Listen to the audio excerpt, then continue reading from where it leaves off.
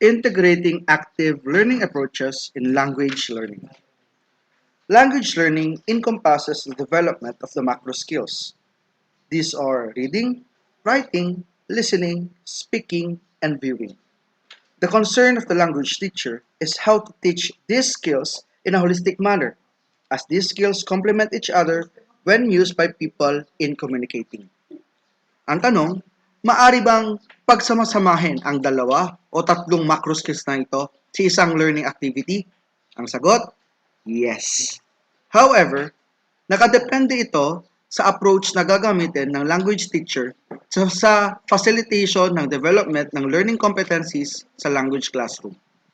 One way to achieve this end ay yung paggamit natin ng active learning approaches. Active learning approaches are characterized by learners' engagement in activities that are geared towards the generation of new knowledge or making meaning to an existing knowledge while developing other 21st century skills in the process. Itong mga 21st century na skills, ito yung collaboration, media literacy, critical thinking, mga ganun po. Now, meron tayong apat na recent na active learning approaches.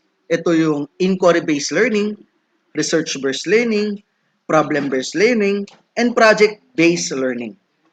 These learning approaches are designed na magbigay ng angkop na lawak, angkop na pag-unawa sa learning content ng K-12 curriculum. While these approaches are meant to provide opportunities for active exploration of content, each of these approaches has a distinct characteristic that needs to be considered by teachers.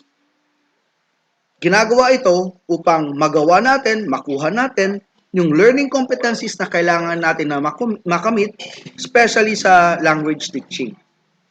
Ang pagkilala sa mga distinction na ito yung tutulong sa language teacher na makita kung ano ba yung tama at angkop na approach na pwedeng gawin para sa klase.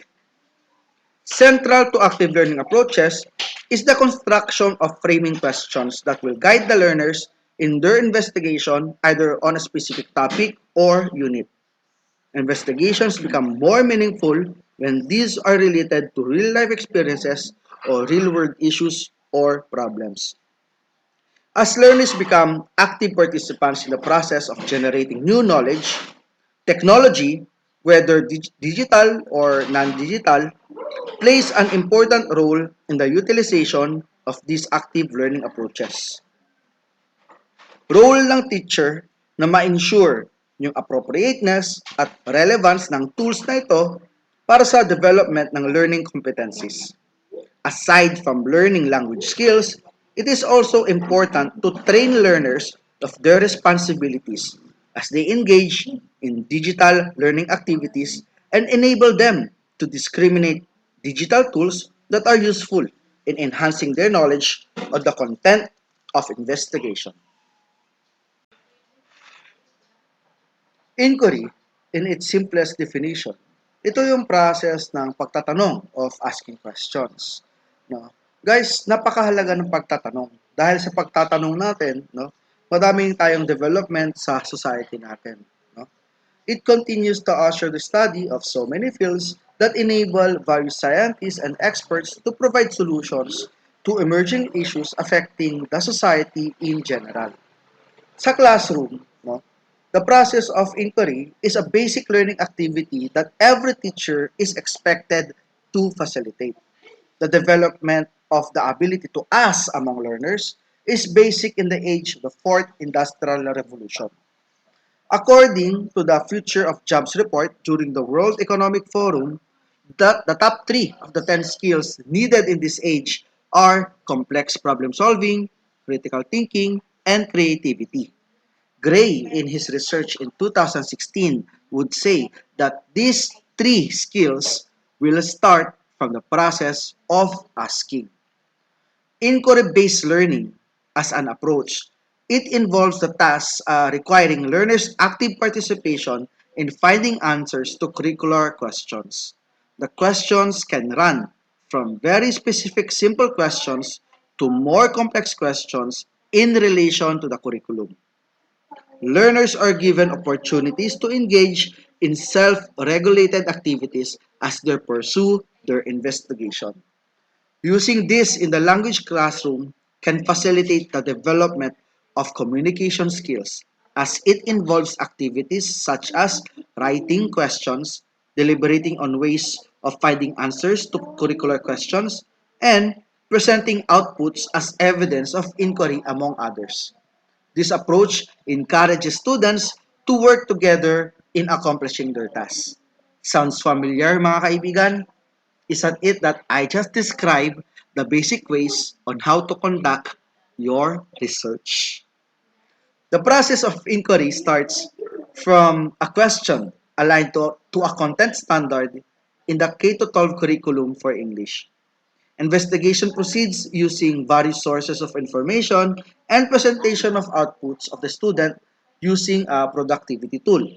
Depending on the required output, the assessment tool that will be used should be given to the students before the inquiry commences. Now, ang tanong natin, kailan natin gagamitin ang inquiry-based learning? Sa research ni na Chisholm and Godley noong 2011, ang sabi nila, inquiry-based instruction offers an especially appropriate approach to learning about language variation, identity, and power, since inquiry-based instruction can provide students with opportunities to learn about current issues in social linguistics through sharing and debating on a personal experience with language from multiple perspectives. According to the research of the Vancouver Island University back in 2020, meron silang four types of inquiry that can be used in facilitating classes. Now, these four types of inquiry are structured inquiry. Sa structured inquiry, ito yung the students follow the lead of the teacher as the entire class engages in one inquiry together. After this, meron tayong controlled inquiry. The teacher chooses topics and identifies the resources students will use to answer the question. Aside from this, we also have the guided inquiry. In guided inquiry, teacher chooses topics or questions and students design the product or a solution. And we have a free inquiry. Students choose their topics without reference to any prescribed outcome. The success of the IBL, inquiry-based learning, it largely depends on the careful planning of the teacher in relation to the curriculum. The language teacher needs to look into the learning competencies that can be satisfied by a simple inquiry or more complex inquiry. The teacher controls and prepares the topic for investigation and guides the learners by setting the questions to be explored. Of course, the learners are also allowed to design their own way of investigation and present their outputs using technology tools that are afforded to them. Ngayon, kapag pinagsama natin ang technology at an inquiry-based learning, a gateway to information is opened and students can have access to information anytime, anywhere. There is an assumption that the teacher is knowledgeable of the sources of information and whether the learners have access to these sources. Sa pag-design ng IBL, the teacher has to consider the following fields proposed by ABSEC and Kojensic back in 2016. Ito yung prior knowledge and capacity, context. Pag context, ito yung yung meaning from experiences. Content and learning materials, process, strategy of reactions and behavior, and of course, the course outcomes. On the other hand, we could make the argument that the internet offers a lot of platforms for mining information. It has become the most sought out source of information because of the variety of tools na meron dito. Language is no longer a barrier in one's search for information. If the internet is not in English, if the website is not in English, we could always rely on Google Translate to translate the language into a more convenient type for us to use. Depending on the unit of study in a language curriculum, there are many free educational websites that are available for the language teachers and learners. And due to the vastness of sources of information, any language teacher who is using the inquiry-based learning has the responsibility to direct learners to websites that provide the proper information.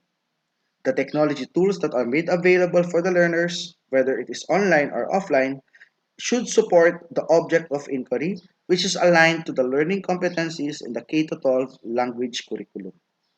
It should be noted that the use of technology in IBL is just one of the many other sources of information in the process of inquiry. This does not exclude the other resources, yung human and non-human sources, in gathering information. However, learners are undeniably familiar and probably more adept in exploring the internet kaysa sa amin na adults. Guiding them in locating online resources that are relevant in developing their research and communication skills will let them learn the importance of using properly the educational resources in an explicit and implicit way. Problem-based learning is an approach that involves a process of inquiry and solving open-ended questions that serve as the main problem that the learners will work on.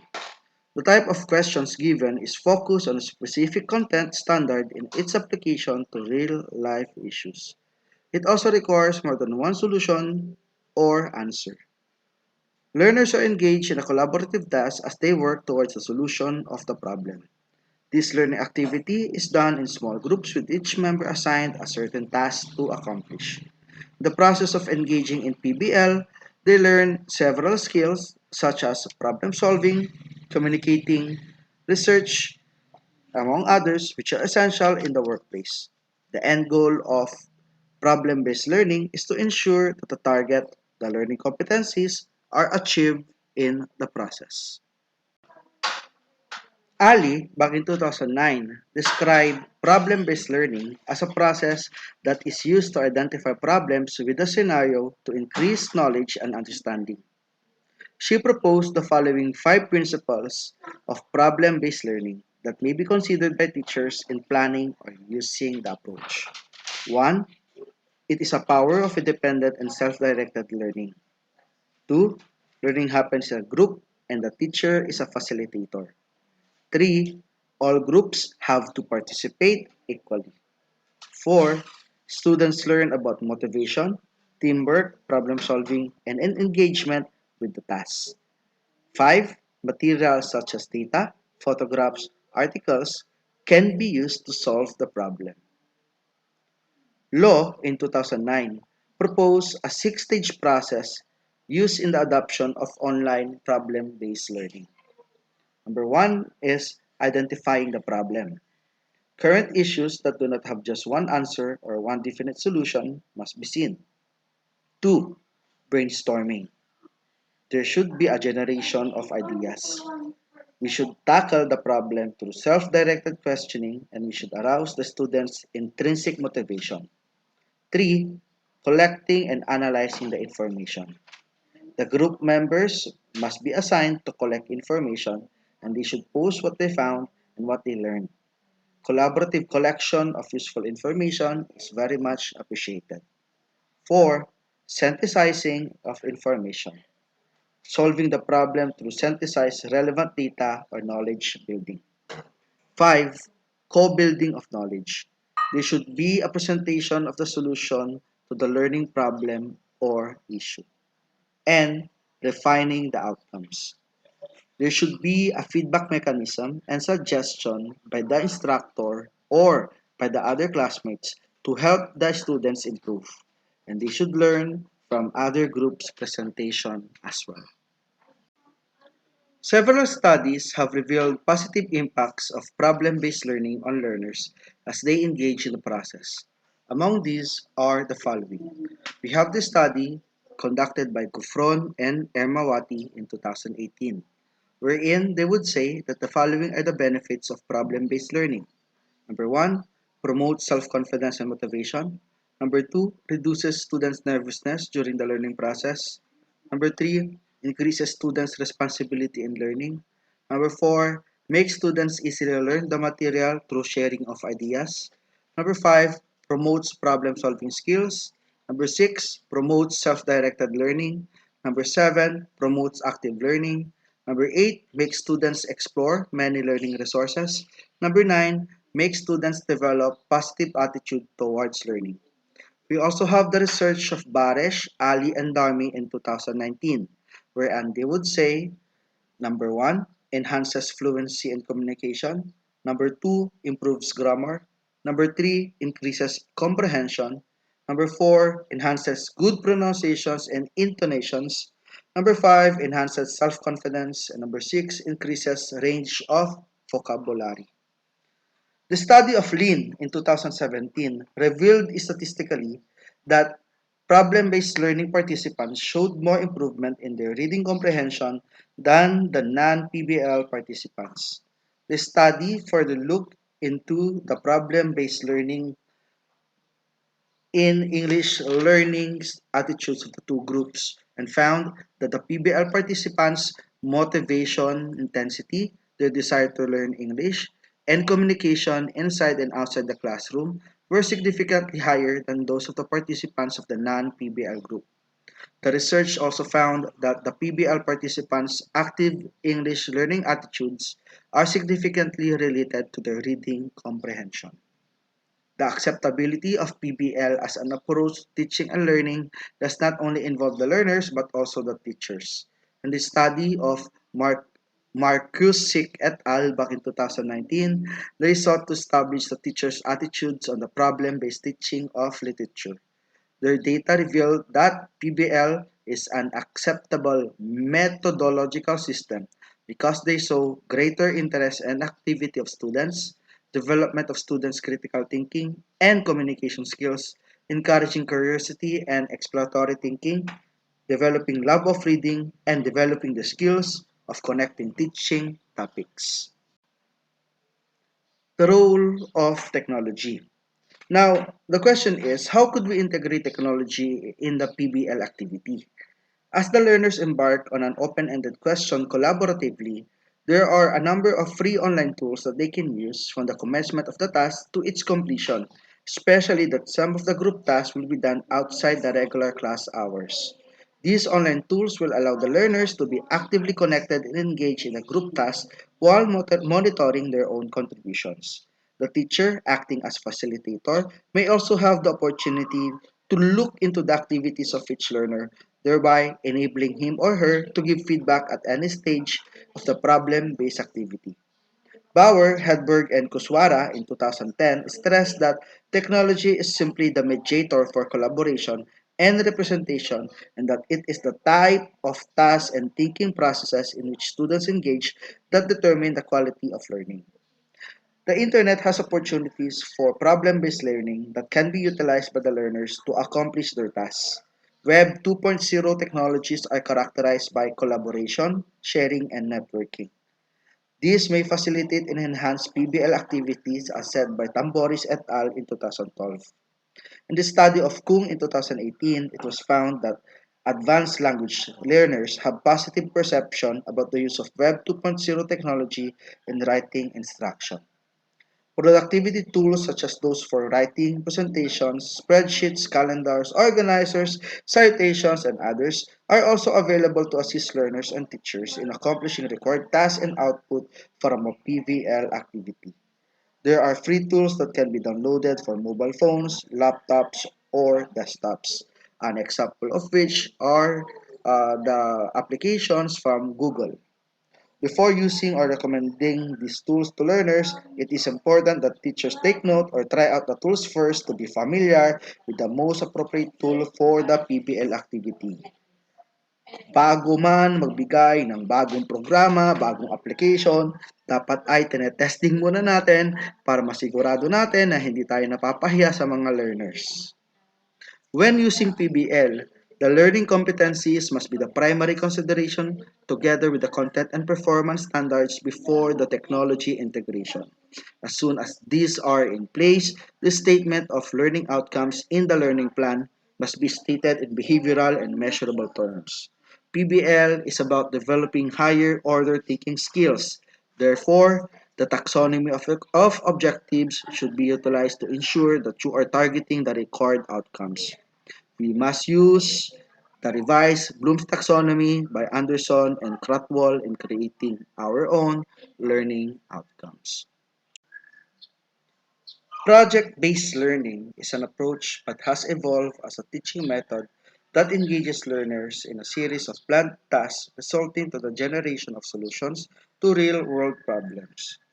Isa itong student-centered approach na nagtitake into account yung experiences at interests ng mga estudyante. Nakabase ang method na ito sa Principle of Learning by Doing ni John Dewey at kay Lev Vygotsky's Constructivist Theory of Learning. Itong dalawang ito na nag-advocate ng social construction of knowledge. PRBL is a collaborative learning activity where learners work on an authentic task guided by an open-ended question. Each member has an assigned role that will contribute to the solution of the problem that was identified. This problem reflects real issues in the community or the world at large. Researchers have proven PRBL to be beneficial in the development of various skills. Nakita ito sa mga researchers ng mga following researchers. Number 1, research methodology skills ayon sa Research Tiwara Arya Bansal noong 2017. Using student feedback questionnaire given to 99 students na enhance yung sumusunod na skills. Knowledge of topic taken, searching review for the topic, communication skills, data collection skills, and analytical and presentation skills. The teachers also perceived that PRBL could cause 100% enhancement of knowledge on the various components of research methodology, update of the knowledge on a particular topic, and increase in interaction with students. Number 2, oral, oral communicative competence by Bakar, Nordin, and Raleigh 2019. The researchers investigated the effectiveness of using PRBL activities in the improvement of oral communicative competencies of 44 Malaysian English language learners. The study revealed a significant improvement in the learners' overall oral communicative competence after a 12-week intervention lessons using PRBL as a strategy. They also concluded that PRBL as a teaching strategy is effective and is recommended as suitable English language teaching strategy, especially for learners with low proficiency in the English language. Number 3, development of life skills by Wordinger and Qureshi in 2015. The study employed mixed method to examine the development of life skills through PRBL. Their findings revealed na pagkatapos ng PRBL course, there was a significant difference in the main scores for the following life skills: responsibility, problem solving, self-direction, communication, and creativity skills. It was concluded that PRBL indeed promotes for the development of life skills. This ends our visual lecture on our topic for today. Maraming salamat po sa pasensya at pasensya na po kung bulol, kung maraming mga mistakes. Tao lang, hindi po perfecto. Siyempre, gwapo na po ako. I could not ask for anything more. Now, maraming salamat po sa libro na Technology for Teaching and Learning for Language Education, English Filipino 2 ni Dr. Felina Espique at ni Dr. Shirley Ayaw. This video will not be made possible without this resource. No? So, maraming salamat po and thank you very much.